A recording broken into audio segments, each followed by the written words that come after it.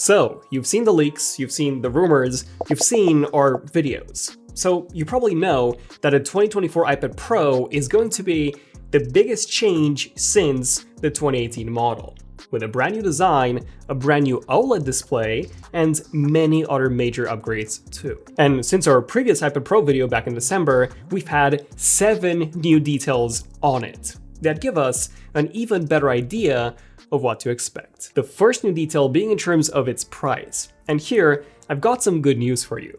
Remember those insanely high prices that a lot of the sources reported before? We've seen mentions of as high as $1,500 for the base 11-inch OLED iPad Pro, and as high as $1,800 for the new 13-inch model. When I first saw those reports, I was quite skeptical.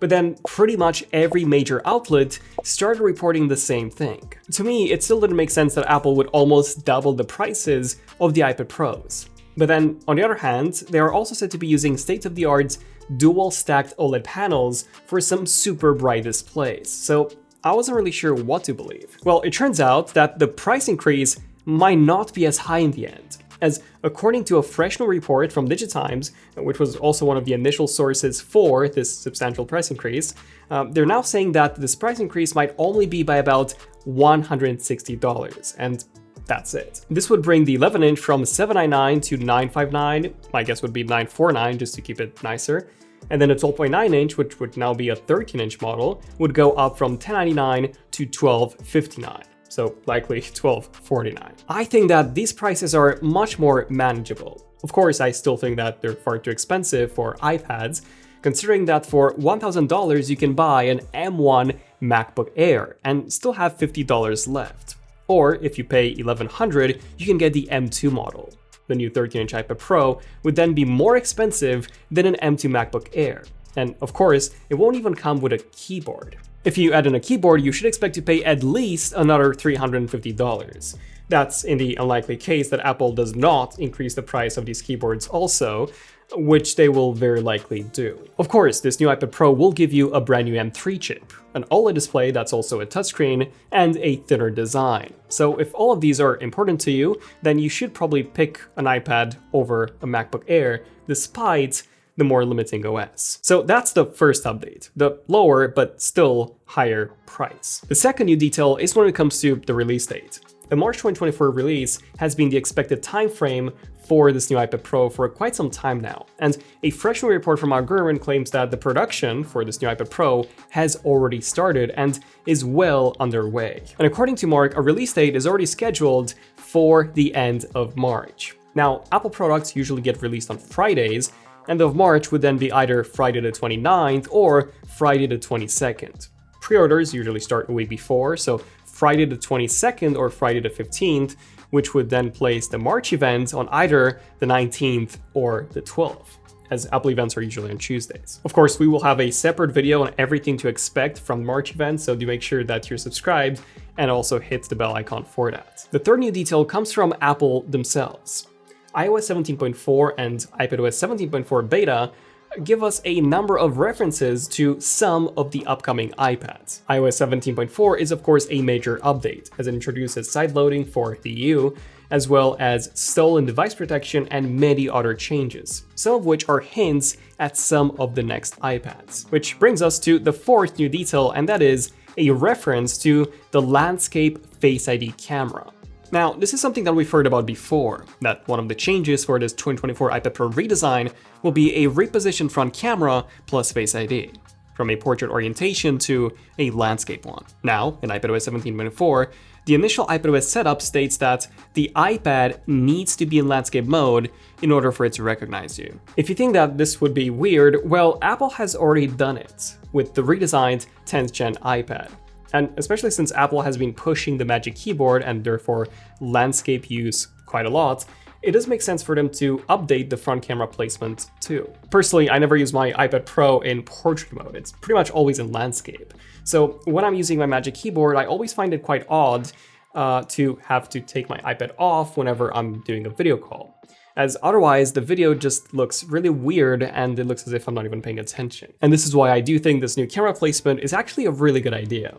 And speaking of the Magic Keyboard, this is actually the 5th new detail, which, same as the landscape Face ID camera, it was also referenced in iPadOS 17.4. And what's interesting here is that multiple keyboards have been referenced rather than just one. Now, of course, some could say that, hey, that's because we're getting to iPad Pro sizes, with new chassis and therefore new dimensions, the 11-inch and the 13-inch, but I think it could also be because of the new iPad Air.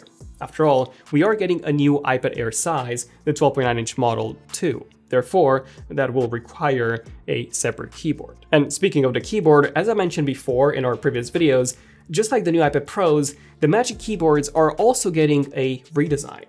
Specifically, the trackpad is said to be getting bigger, which was one of the main complaints of the current keyboard, and the top of it is said to be getting an aluminum shell to make it look more premium and more like a MacBook when you're using it. And I'm definitely all up for that. I did really enjoy using the Magic Keyboard with my 11-inch iPad Pro. My only complaint was the material, which did get quite dirty and smudged really easily, so if Apple does change that to a metal finish, and they're also making the trackpad bigger, man, I'm really going to love it. Even more so if they're adding some function keys, and they somehow managed to make it lighter than the current version. And you know what you're really going to love too? Our Minimal Mammals wallpapers pack. It was created by our designer Walrod, aka Mathy, the creator of some of our most popular packs yet, like Sahara Summits, Wild Wonders, Tranquil Towns, and more. And now, with Minimal Mammals, we have 10 beautiful wallpapers of some iconic mammals in the wild, like this stunning lion wallpaper, which is also the cover of the pack, or this wolf one, or this kangaroo one, which is actually my favorite from the entire pack, or this fox wallpaper, which is the one that my team absolutely loves. These are all some stunning designs. And as always, they're all in full 8K resolution. So they all look great on your phone, tablet, as well as on your desktop. You can find Minimal Mammals in our app Wallpapers for iOS and Android, or simply use the link below. Also referenced in iPadOS 17.4 beta is a brand new Apple Pencil, which is our 6th new detail. So apparently there is going to be a new Apple Pencil 3 that will be coming alongside the new iPad Pros, one that will support Find My. Now, I pretty much expected a brand new Apple Pencil. After all, the last iPad Pro, this version, introduced the most recent high-end Apple Pencil, which is the 2nd-gen Apple Pencil. So what kind of features should we expect from a 3rd-gen Apple Pencil? Well, like I said, Find My is going to be one of them, which means that you will likely have the 2nd-gen ultra-wideband chip inside, just like the new AirPods Pro, allowing you to find your lost Apple Pencil, whether that's inside your bag or underneath your sofa cushions. Now, of course, they could implement this functionality via Bluetooth too, although it won't be nearly as accurate, so an ultra-wideband chip is what I do believe Apple will be including here. But okay, what else?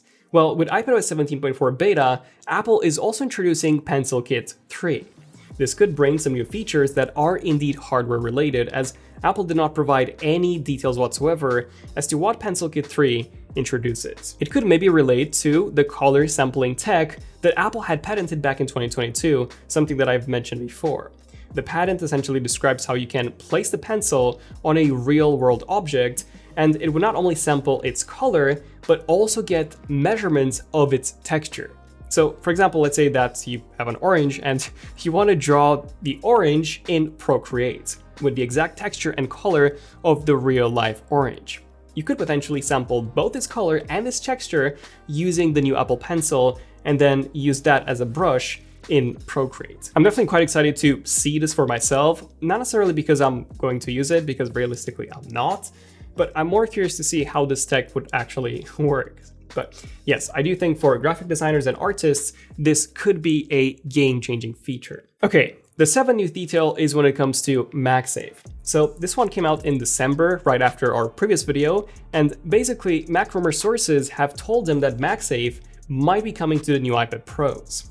Now, we first heard about this from Mark Gurman and Debbie Wu in a report from 2021, but haven't really heard about it since. Their original report stated that Apple was looking into enabling wireless charging for a new iPad Pro model. And in order to do this, they gave it a glass back. Now, at that point, both myself and my team were quite skeptical, as number one, glass would seriously decrease the durability of the iPad, and number two, glass would also increase the weight of the iPad. But Mac Rumor seems to believe that we might still see MagSafe. So the only way I can see this happening is with Apple using a glass Apple logo, but an aluminum back still, in order to keep the weight down and the durability up, which is what we've also done here in our concept. And I do think that MagSafe is a logical addition. Like, we have it on the iPhone, we also have it on the AirPods, and I wouldn't be surprised if the next big Apple Watch X or 10 comes with it too.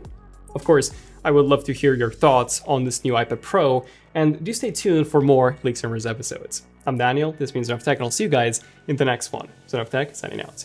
Cheers.